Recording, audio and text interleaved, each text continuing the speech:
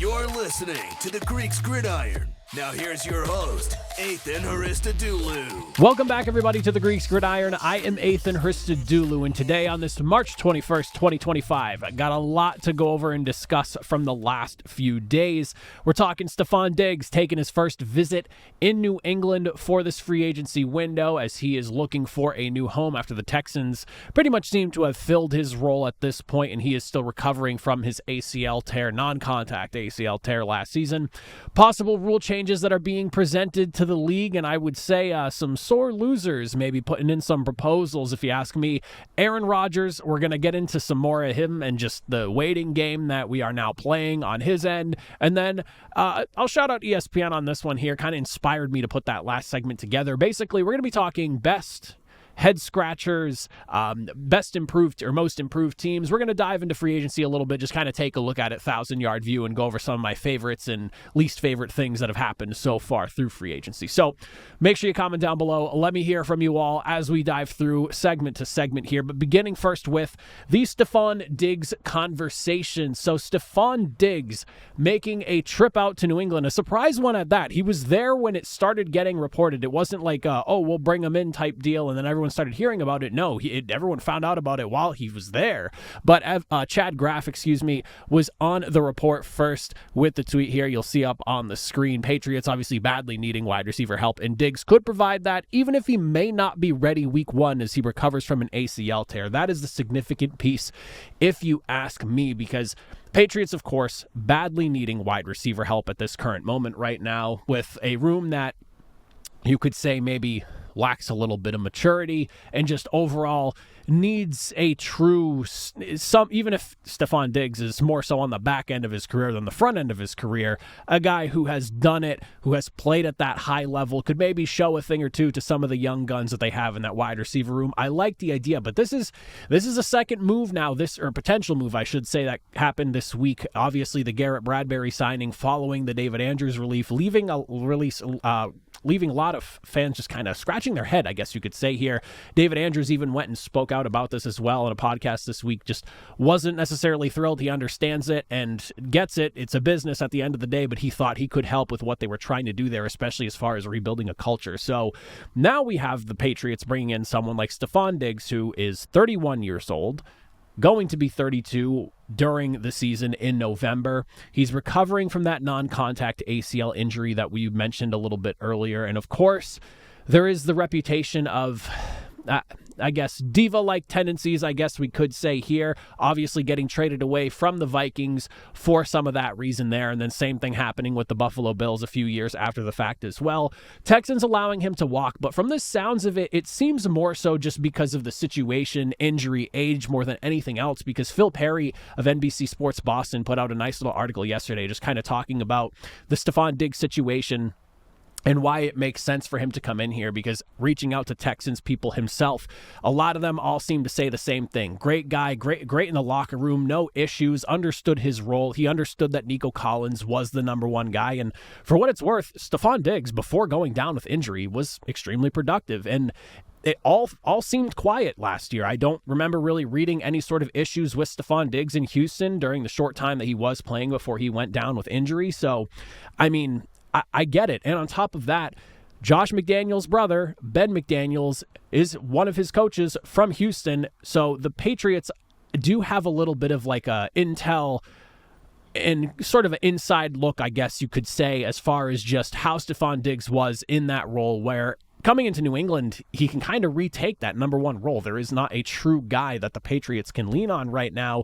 And I'll be really interested in seeing where this ends up going, if anything even ends up coming from it, because, again, the diva stuff aside, the Patriots have not really been willing, despite the fact that they desperately need a wide receiver one at this current point here, to go after a legit number one guy. Like, they opted to not even bother trying to bring DK Metcalf in, and as more has come out over time, it sounds like DK was obviously, like, it wasn't up to him. It's not like he had a no trade clause or something, but he wasn't willing to come to New England and sign an extension. If he got traded, he got traded. He'd play on that final year of his deal, but he wasn't going to sign anything. So you look at that and you go, all right, well, I guess it makes sense in hindsight now, a little more 2020 than it was when it first initially happened. And you go, well, the Patriots had a better second-round pick than the Steelers. Why the hell did they not trade for him? Well, sounds like DK Metcalf did not want to be here. And so I guess I can understand that, considering the current state of where New England is and where they have been the last couple of years. Maybe that's the reason why. So logically now you're looking at attacking the free agent market, or what's left of it. And I mean, Stefon Diggs, Amari Cooper did not look great last year. Some people wondering whether that has to do with just injuries and what have you, and just him getting traded in the middle of the season as well, being a little bit of an issue for him as well.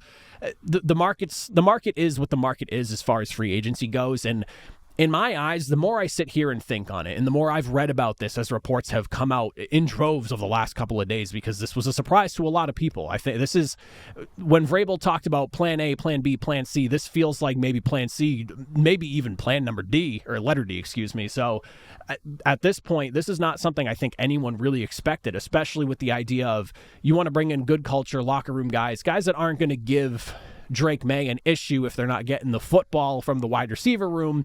And Stefon Diggs has had that bit of reputation in the past. So this was not something that people really thought of. But now that things are starting to come out more and more, it sounds like that might be a thing of the past for Stefon Diggs. And if he's willing to come in here, be the number one, show the rest of the wide receiver room, this is how you play at this high of a level, this is the work that it takes, humble yourselves a bit type of deal, and show them, on top of being the guy that's going to get the targets, that's going to be fed the football. Because for what it's worth, when Stefon Diggs went down last season, I believe he was somewhere in the top 10 in receptions when he went down. I think he had like 47 or something like that. It's not like he wasn't having a good year. He was playing, and he kind of took over the number one role because Nico Collins was out for some time, and he was thriving. He was in an offense where there's a lot of options to work with. It was a pretty good unit altogether before injuries really started to slaughter the Texans' offensive side of the football. I mean, he looked good. So for me, at first, initially hearing the reports, I wasn't necessarily super in on the idea of Stefon Diggs coming to New England. Again, piece of it scared me, but the more I've read into it now and the more that I'm seeing, maybe this is actually not a bad choice. And it doesn't mean that you can't target a wide receiver come April. I mean, there's options, plenty of options. While the top of the draft isn't heavy, a lot of people, consensus seems to be, the middle of the draft, there's a lot of meat and potatoes, and a lot of guys, there's not a ton of steak at the very top, but you can get a ton of really good guys within the day 2, early day 3 guys that you could maybe bring in and be a contributor. And while that's not the sexiest option, I guess you could say, bringing in a guy like Stefon Diggs at least puts you in a position where if you don't land a wide receiver in round number 1, it's not as big of a deal now. So I'm kind of starting to sway towards being in on the idea of Stefon Diggs coming in, but there is the problem of he's not going to be ready for training camp from the sounds of it. There's a good possibility he's not going to be ready for week 1 either, and while he hasn't had any setbacks in recovery, you never know. You hope that's not the case. And then if he comes back and, he's ready week 3, 4, something along those lines, that would be ideal. Maybe he starts the season on the PUP list and, has to miss the first 4 games. All right, so be it. And then you go from there. But I'm starting, even in this moment, I feel like I'm kind of talking myself more and more into the idea of Stefon Diggs coming to New England. But let me know, Patriots fans, what are your thoughts? Or even if you're not a Patriots fan, Stefon Diggs going to New England. Vikings fans, chime in. For those of you that are Bills fans, chime in. Texans fans, what are your thoughts on him? Granted, stint was very short, didn't get a ton of this Stefon Diggs time, but he was productive for the short amount of time that he was playing. I'd love to hear from you all. The next thing we got to look at here, and this is something that I found very interesting, because the rules and bylaws that were being proposed, some of them not so surprising, some of them a little bit surprising. We'll basically just kind of go through the ones that really stuck out to me. There was a handful that came out. I only picked out like 3 of them that I really wanted to discuss here, but altogether, the 2 that I am leaving out, Eagles proposing changing overtime rules to the postseason overtime rules. I'm fine with that. I really feel like at this current point right now, the way the overtime rules in the NFL are just aren't ideal, and there's got to be some way to get it sorted. And to be honest with you, I'm not a super big college football person, but the more college football I consume, and the more I've kind of dipped my toes into college football over the last couple of years, I really like what they do in overtime, and I would love for the NFL to find some sort of system that adopts something along those lines, even if it's not identical.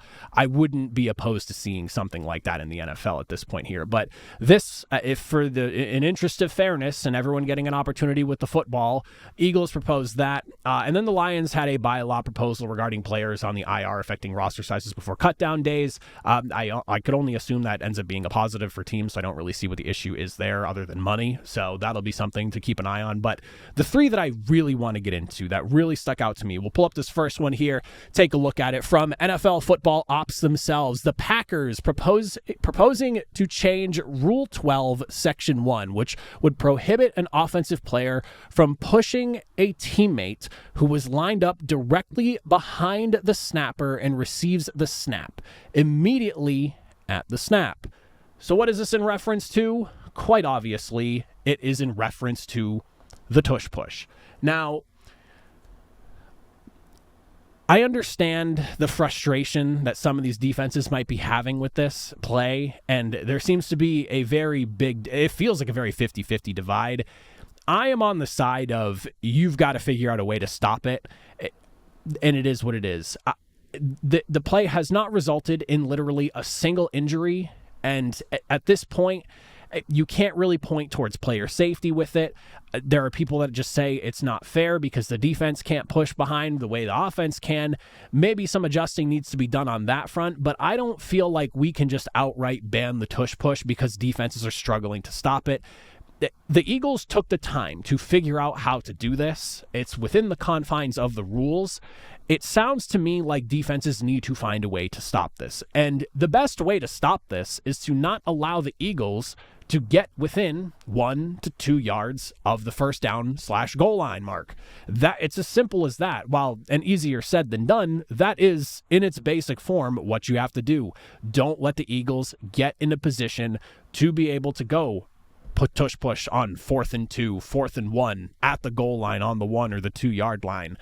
You got to play better defense and prevent those situations. That is, in its simplest form, a solution there, but also somebody needs to figure out a way on how to stop this. And like people are pointing to like Chris Jones getting hurt in the Super Bowl, and I thought that was ridiculous because Chris Jones lined up literally sideways. If you go and watch that playback, that was insanity that they even tried having him do that, and I don't know how anyone thought that was a safe way to do that. So, no surprise, ends up straining. I think it was like his neck, his shoulder, something along those lines. You saw him getting work on it literally right after the play happened. So, I mean, it's just one of those things that I am kind of against. I don't really want to see the play get put away. I love the toughness aspect of it, and it's just one of those, you got to figure out how to stop us. Our 11 guys are better than your 11 guys. Maybe some tweaking needs to be done in allowing defenses to maybe do a little bit more to counter the play, and I'm a proponent of that because I feel like there are too many plays on offense that benefit offenses, and I will say that is something I'm in favor of potentially seeing there. The second rule that we got to look at here, and this is an interesting one. I didn't think anything of it until I saw this specific tweet here. So the Lions proposing to change Rule 8, Section 4, which is to eliminate an automatic first down as a penalty imposed for defensive holding and illegal contact. So I'm actually in on this, and I'll give you a reason why here. But the reason I found this one so interesting, I didn't really think too much of it at first, other than I was just like, yeah, I kind of agree, because we're in a situation where we're seeing wide receivers have to slow down to catch underthrown balls, and defensive players are getting called for illegal contact and things like that down the field, or pass interference because quarterbacks are throwing bad balls. Carson Wentz made a thing of it while he was in Indianapolis. But this tweet right here is what really stuck out to me when I saw this. And I will say that I had to reformat this tweet because the way Warren Sharp put that tweet together, it was kind of a mess. So I had to reformat it a bit to make it look a little bit nicer. But this is what the tweet is. So the Lions want to get rid of auto first downs for defensive holding and illegal contact penalties. I wonder why that is. Again, this was not on my radar in the slightest until I saw this. It's because the Lions commit by far the most of these penalties in the NFL.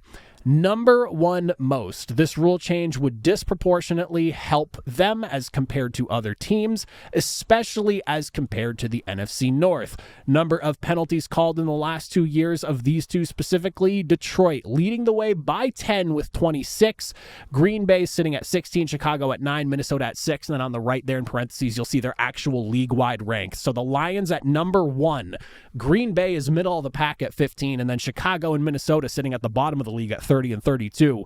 Their high rates of man coverage lead to more of these being called, and also just what feels like a little bit more of an, I guess you could say, undisciplined approach to defense for the Lions. This explains a lot more why they may be putting that in. Not calling out the Lions or anything like that, but that is a very interesting piece of information that puts you, almost gives you like a kind of a behind the scenes look as to why certain things get proposed when they do by certain teams. That right there, if that's not motivation to maybe put in a proposal for that, I don't really know what you could call motivation at that point here. But I will say I am in favor of it regardless of that, because again, I do have an issue with what we have been seeing where quarterbacks are throwing bad balls, they're underthrown, a defensive player is tracking the ball, crashing into a wide receiver and getting called for PI, but he's not even looking at the receiver and doesn't know that the receiver's slowing down and getting in his way. We've seen it a lot. And again, Carson Wentz was a huge offender of that when he was in Indianapolis. And just in case you don't know, Colts fan here, so well aware of what was going on, was not a fan of it.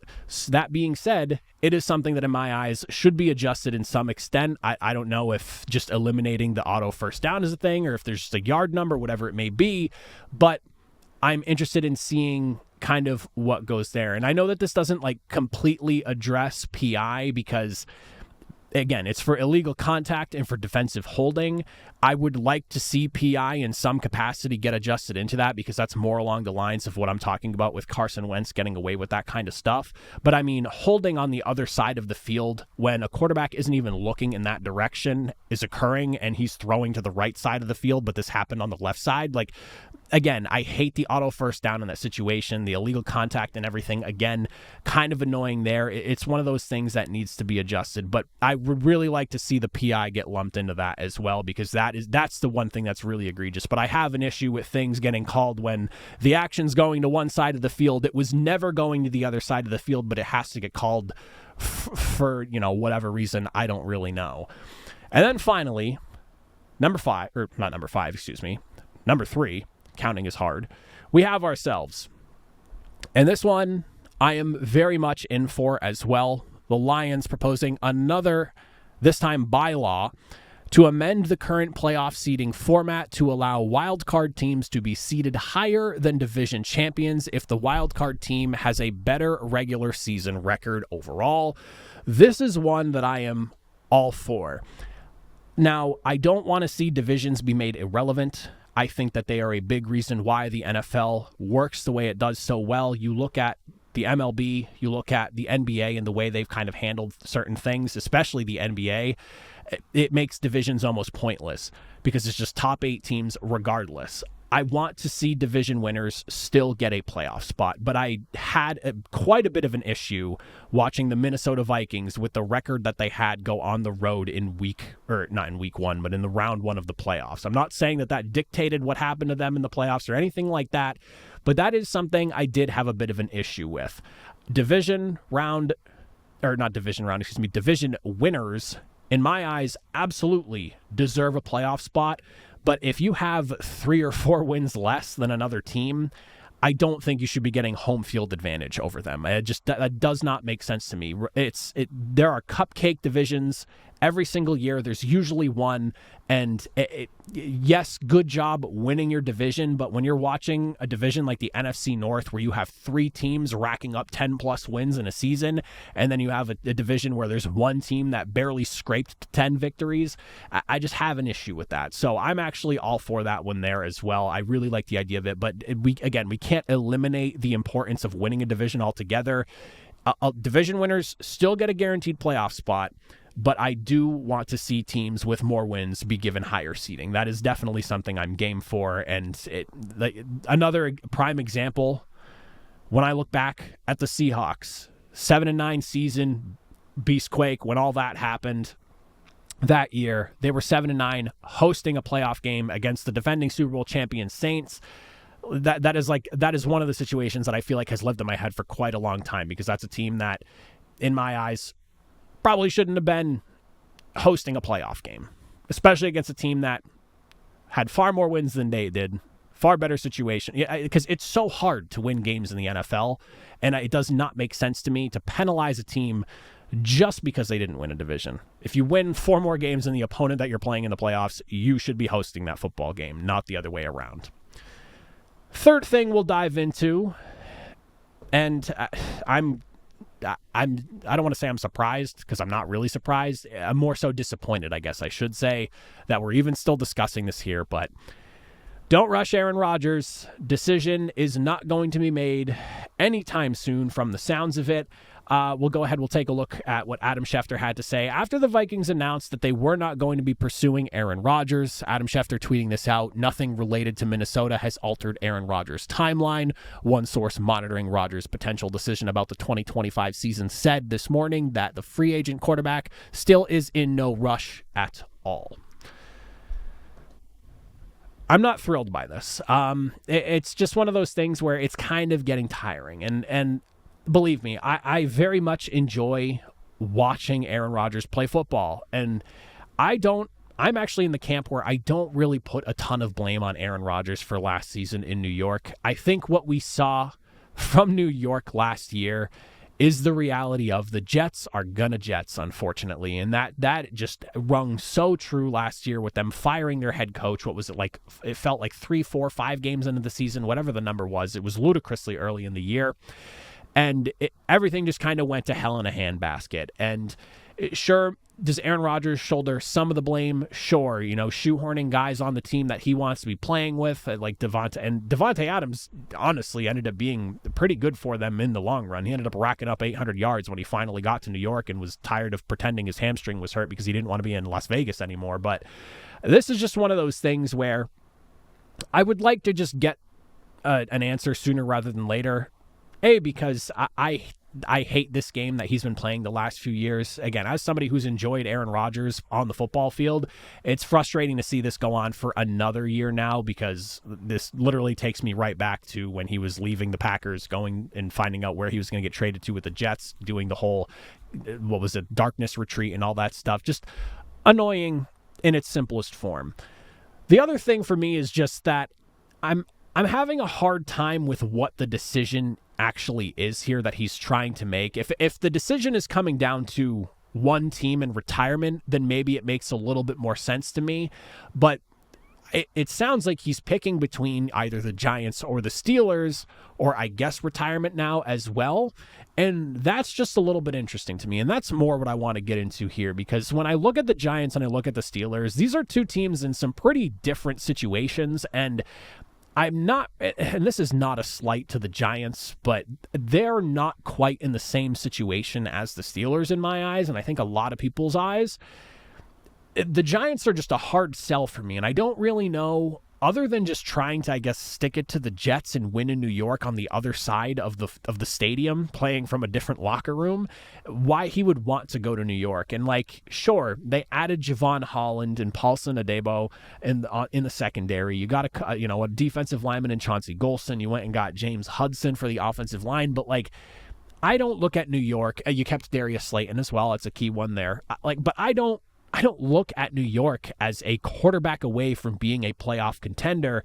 And the other issue I'm having here, and I'm confused as to why Brian Daboll and Joe Schoen are so interested in bringing in Aaron Rodgers, when unless they've been given a guarantee that they're around for more than just this season again, which would be a little bit surprising just considering where this team is at this point, I don't know why Brian Daboll and Joe Schoen would want to risk their job security bringing in Aaron Rodgers and failing with him. Because the way I see it right now, if the Giants go ahead and they draft, whether it ends up being Cam Ward, Shedeur Sanders, one of the top 2 quarterbacks in the draft, even if you win only 6 or 7 games, but your rookie quarterback shows promise, offense looks better than it did last year, And the defense maybe even shows some improvement with some of the big additions like Paulson Adebo and like Javon Holland joining the fray there. Your job is safe. I don't really see a way where you could, again, a team that improves in win total, drafting a rookie quarterback and looking better in year one of that rookie quarterback's career, how you could justify getting rid of them. So you can get 6 or 7 wins and be fine. But if you bring in Aaron Rodgers and maybe like another guy or two to help try to make this, I guess, potential playoff run happen that you would assume that they're pushing for. Aaron Rodgers isn't just coming to New York to make money and lose, I would assume. I would hope not. But 6 or 7 wins with Aaron Rodgers, which we just saw Aaron Rodgers hit 6 or 7. What was it? Whatever the win total was that the Jets had this past year. 6 wins, 7 wins. I forget what the number is. It wasn't good. And if you get that with Aaron Rodgers this year, Joe Shane and Brian Daboll probably get fired. I don't really know how many more wins than 6 or 7 this Giants team could really pull off with Aaron Rodgers under center. But I just have a hard time seeing them even making the playoffs. And I'm not trying to knock the Giants or anything. That's where my thought process is on this team at this current moment here. Giants still have a lot of work to do on the offensive line. The Jets' offensive line was not good last year, and we saw Aaron Rodgers struggles behind that. I think you get a lot of those similar issues on the other side of the New York locker rooms for the Giants end. I don't see what the thought process is there, because then I look at the Steelers situation, and that feels like the logical option. You have Pittsburgh, a team that was literally just in the playoffs. Granted, season did not end well, but they were just in the playoffs. You have now DK Metcalf and George Pickens to throw to. Offensive line definitely needs some work. I would maybe just off the top of my head say I'd probably take Pittsburgh's line over the Giants line in just considering what they looked like last year. Granted, again, work needs to be done for Pittsburgh on the O-line, but they can use the draft to address some of those holes there. The defense, far and away better in Pittsburgh on top of that. I mean, I don't really know if that's even much of a conversation at this current point here. And yeah, running back needs to be addressed as well. Najee Harris departing, that's something that needs to be fixed as well. The way I see it, go and get Omarion Hampton in round number 1, grab 2 or 3 offensive linemen in the draft and make them all battle it out with the vets you have on the roster, bring in some competition, up the level a little bit of what everyone needs to be doing to try to get a starting spot there. And I think you're cooking with gas in Pittsburgh next year. And again, if you get Aaron Rodgers from the final few games of the season that did look pretty good in my eyes, and I think a lot of people would agree there, if you really go back and watch, Aaron Rodgers didn't look bad the last few games. That's the situation that I would say is ideal. So I'm a little bit confused about if there's any real should I go to Pittsburgh or go to New York conversation going on with Aaron Rodgers, or not conversation, but just thought process going on with Aaron Rodgers, or if it's just a matter of, do I want to do this again? Do I want to just retire, or do I want to go play for a team like Pittsburgh? I don't want to just count the Giants out, and it'll be hilarious when he does opt to go to the Giants. That'll be the kicker of all this, is after I've said everything here, he ends up staying in New York and just flipping locker rooms. That would be comical, and typically how that stuff kind of goes when I say things like this. But for me, I just don't really know what the what the thought process is here, other than if it's just retirement. And then when you look at the other end of the thing, the teams themselves, the Giants and the Steelers, just kind of sitting on their hands waiting to see what Aaron Rodgers does. I don't really understand why they would want to even do that themselves, because again, he had some decent showings last season. He looked pretty good at the end of the year, but it wasn't perfect by any means. And then there's also the lack of commitment in the offseason and in the ramp up to the regular season and preseason that we've seen from Aaron Rodgers over the last few years, taking vacations when everyone's going to OTAs and training camp and things like that. Every single ramp up and lead into the season has always had some drama for the last few years. It's just one of those things where it's do you really want to set yourself into a situation where you might have to deal with that? Because again, it's a media circus every single summer into the fall, basically, for whatever team Aaron Rodgers has been on for the last 3-4 years now at this point. So the whole situation is just beyond understanding in my eyes, but I guess we're all just gonna have to sit here and wait. We'll see where he ends up. After everything I've said, it's probably gonna end up being the Giants, just because I wrote them off completely. But for me personally, I would like to see Rodgers on the Steelers. It would be a very fun prospect to see him run it with that offense that they have put together there and could potentially build out a little bit more and a dominant defense on the other side of the football field. And then to end the show here, this is something that, again, shout out to ESPN. I'll give them some credit for inspiring me on the idea here. Basically, they put out an article that went over and they asked all of their analysts across the board what their best signing was, what their biggest head scratcher was, what they saw was the best bargain of free agency, and then what was the most improved team overall. So I went ahead and did the same thing myself. The first one we'll look at is just best signing, and there were a few that I really like from this past free agency now. We're like, 10, 11 days into it, going on 2 weeks. There was a few different things that I juggled. But I kept going back to one that I honestly really liked from the very moment I saw it. And it was one that I didn't really expect, but in hindsight makes a ton of sense. And that's going to be the Rams going ahead and bringing in wide receiver Davante Adams on a 2-year deal, which is essentially just a 1-year kind of rental lease, whatever you want to call it, with Davante.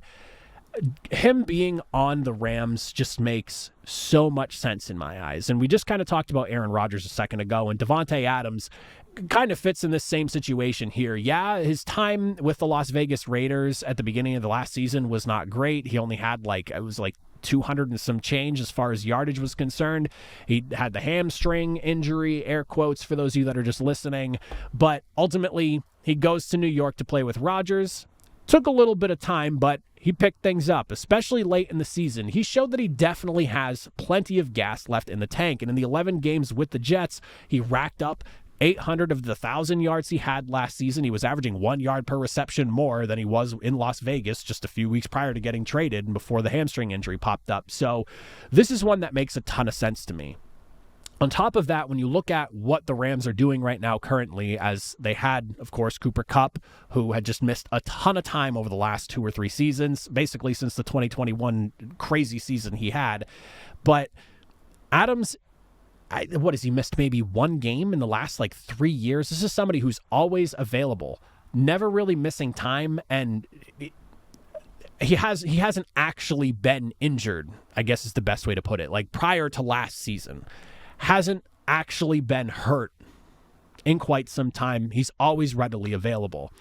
You bring him in, Puka Nacua is the number 1. You got Kyren Williams in the backfield, offensive mastermind in Sean McVay. Matthew Stafford is the one throwing the football. Maybe Davante Adams isn't as athletically at the level he was when he was dominating the NFL and the consensus best wide receiver in the league, but he can still run routes better than the rest of them. On top of that, his ability to play coy and not necessarily let the defender know the ball is going to get there until it actually gets there at the very last second. The stuff that he does with his hands when the ball is coming towards him is stuff that every single wide receiver in the NFL, if they don't already do it, needs to learn, because he leaves defenders guessing until the very last second, and it's so impressive to watch. This one's huge for the Rams. And for a team that a lot of people, myself included, did not expect to be as good as they were in the playoffs this past season, they look like they're reloading and ready to make a legitimate run now. And I'm really excited to see what this offense can look like with Puka and Davante, because health was a big issue for the Rams last year. If they stayed healthy, we saw what happened. As soon as the Rams got Puka Nacua and Cooper Kupp back at the same time,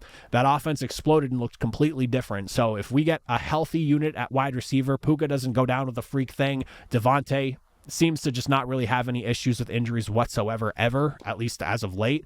I mean, this is an offense that can really fly, especially with Kyren in the backfield, Matt Stafford throwing the football. I'm ready to see what the Rams look like this year. Very excited. Biggest head scratcher for me, and this one, honestly, I didn't really have to put a ton of thought into, because the moment I saw it and I saw the numbers, I saw the length of the deal, and Steelers fans, I'm sure you'll have something to say on this one here.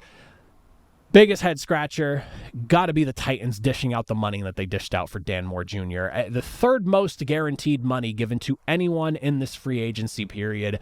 4 years, $82 million deal, $50 million of that guaranteed. I'm a little bit interested in what the thought process was behind all of that, because I've heard plenty from Steelers fans and also just read plenty from Steelers fans about their thoughts and feelings towards Dan Moore Jr. and his performance over the last 4 years that he was in Pittsburgh. And I mean, you look at, and it's PFF, take it for what you will, but they're the only people that have this kind of stuff out there for us to reference. So if anyone doesn't like their stuff, feel free to put your own version of it out. I would love to be able to reference it as well. PFF grading him at 63rd of all offensive tackles last year in pass blocking, and then 73rd in run blocking. And on top of that, he had, yes, the 10th most pass blocking snaps of any offensive tackle last year, but he was tied for 9th most in pressures allowed with 41 with a few other guys. And then he also had the highest number of sacks allowed with 12. Again, all those numbers coming from PFF. That's just an awful lot of money for somebody who is barely even ranked within the top 32 of either left or right tackle in the NFL. I understand he's young and he has a ton of experience as a starter, and that's something that you don't necessarily come across all at once, but again, just kind of left me scratching my head. And I do understand in the sense that like the Titans O-line needed help. I do get that. Offensive line has not been perfect over there in Tennessee for the last couple of seasons. So I get needing to add to it. And maybe that was just Tennessee going, all right, like, what do we do here? How do we address a need? And you know, maybe that was the solution. We go after a guy that clearly other teams are bidding on, or that contract wouldn't be as big as it was. Just kind of feels like a bit of an overpay in my eyes. So we'll see what happens with it, but definitely the one that left me scratching my head the most. Best bargain, another one that I did not really have to put a ton of thought into, because as soon as I saw it pop up, I was like, this makes so much sense. Najee Harris going to the Chargers. 1 year, fully guaranteed, $5.25 million going his way. Again, simply a no-brainer as soon as I saw this pop up here. Los Angeles has one of the most badass offensive lines in the NFL right now, and they know how to get guys moving on the ground. I am so excited to see what Najee Harris can do here, because Najee Harris, in my eyes, is like, if you look up grinder in the dictionary, a picture of Najee Harris should be right next to it when you're talking football here, because this is a guy who has had no less than 250 rushing attempts every single season of his career. He's always hit the 1,000-yard rushing mark, and over those 4 years, averaged 4 yards per carry or more. There has been some contention about his ability and just how explosive of a runner he was during his time in Pittsburgh. And I know that there was a certain point as well where people were calling for Warren over him. And there were stretches where maybe, you know, Warren was playing better than he was. I get it. But Najee Harris was the dude there. And I'm curious to see what Pittsburgh does now post Najee Harris era. That was a fun 4 years for him in the black and gold. But I am really looking forward to Najee Harris running behind this offensive line, and things could really open up for this offense in Los Angeles. They got to get another wide receiver to really round out the group of guys, but now you have Najee in the backfield.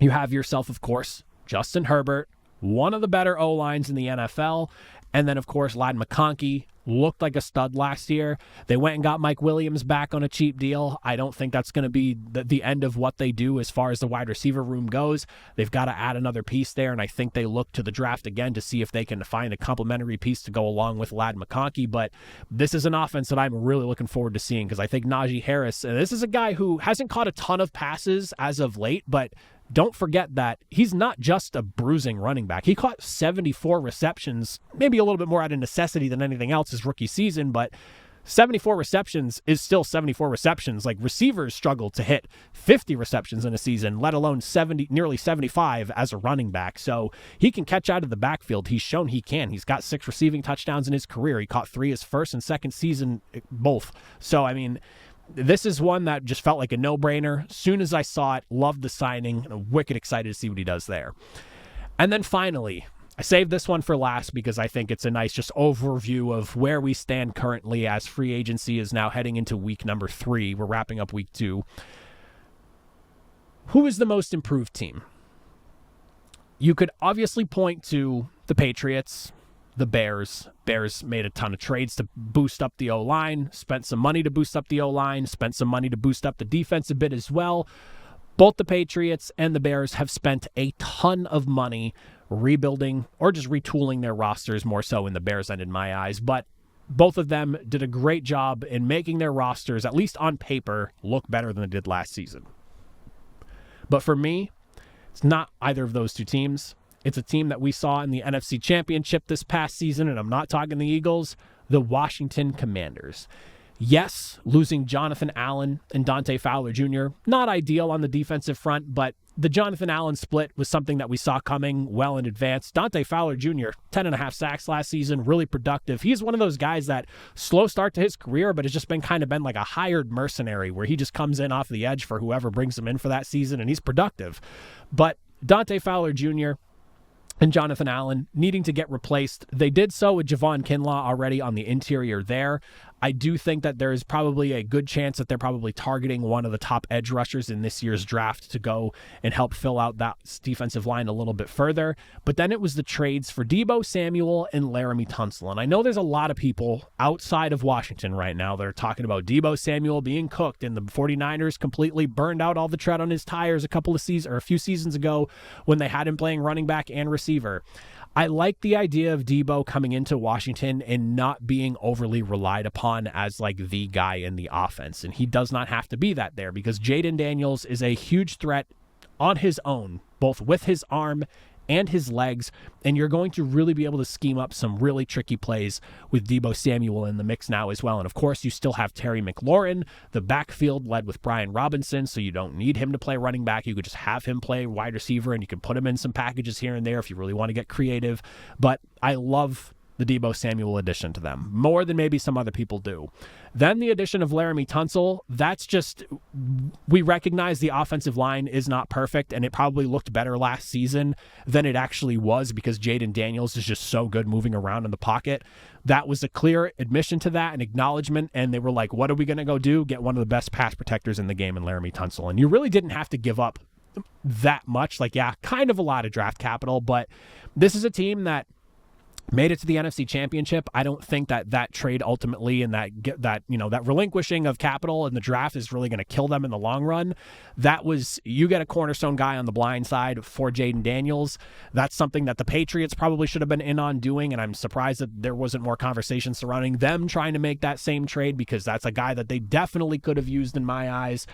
And then Jonathan Jones, great veteran pickup for the defense. I like that one. Replacing Jeremy Chin is something that they still got to do. But, I mean, overall, the way I look at Washington right now, they are far and away more improved than they were last season. They are ready to rock and roll. You got a cornerstone left tackle. You got another big play threat playing alongside Scary Terry. Like, there is so much to be excited about in Washington. And again, yes, you can look at the Patriots, you can look at the Bears and go, yeah, far more improved. Look how much money they spent. Look at all the players they brought in.